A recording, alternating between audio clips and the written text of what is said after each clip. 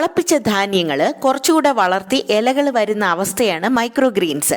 40% അധികം പോഷകങ്ങൾ കിട്ടുന്ന കാലറി കുറഞ്ഞ മൈക്രോഗ്രീൻസ് 5 സ്റ്റാർ ഫുഡ് എന്ന രീതിയിൽ പ്രശസ്തമാണ്. ഈ കുഞ്ഞു ഇലകളിലുണ്ട് ആയുസിൻ്റെ പൊടിക്കൈ.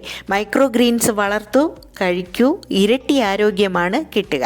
1 കപ്പ് നുറുക്ക് ഗോതമ്പ്, 1/4 കപ്പ് ഉഴുന്ന്, 1/2 കപ്പ് അവൽ അതായത് പോഹ, ഇത്രയും ആദ്യം പൊടിക്കാം. ഈ പൊടിയിൽ 1/2 കപ്പ് തേങ്ങയും വെള്ളവും ചേർത്ത് ദോശമാവിൻ്റെ പാകത്തിൽ അരയ്ക്കാം. പാകത്തിന് ഉപ്പ് ചേർത്ത് മാറ്റിവെക്കാം. 1 സ്പൂൺ വെളിച്ചെണ്ണ ചൂടാക്കി കടുക്, ഉഴുന്ന്, കറിവേപ്പിലയും പൊട്ടിച്ച് ഉള്ളി, ഇഞ്ചി, പച്ചമുളക്, ക്യാരറ്റ് ഇത്രയും ഉപ്പ് ചേർത്ത് വഴറ്റാം.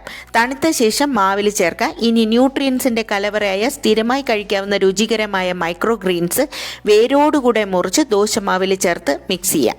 ഇനി തവ ഗ്രീസ് ചെയ്ത് മാവൊഴിച്ച് പരത്തി നല്ലെണ്ണയും ചേർത്ത് മൊരിച്ചെടുക്കാം. എന്നിട്ട് കഴിക്കാം. ഈ ബാലൻസ്ഡ് ഡയറ്റ് പതിവായി കഴിക്കാൻ ശ്രമിക്കാം.